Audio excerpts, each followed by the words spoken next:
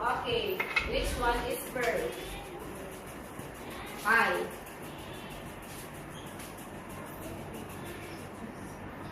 It says that the verb then followed by Gerald. So verb follow. Which one is verb?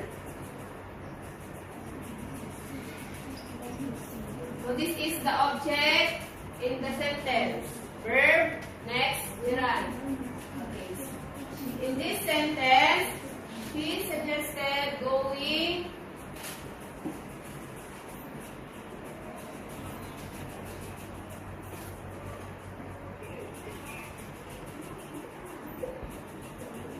see which one is verb. In this sentence, enjoy is the verb because it follows by Gerald. Okay, how about in this sentence? Anyone? Okay, very good. So suggested is the what? Verb. Okay. Again, verb followed by Gerald. Okay. Verb next is Gerald. So if the verb in this sentence is suggested, so which one is?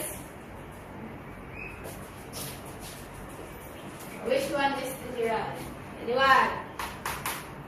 Leila said this one is verb, which is correct. Oh. Which one is the Gerald? Going. Okay, very good. So going. Okay, last sentence. I will write the sentence and encircle the verb. Okay, encircle the verb and underline the Gerald.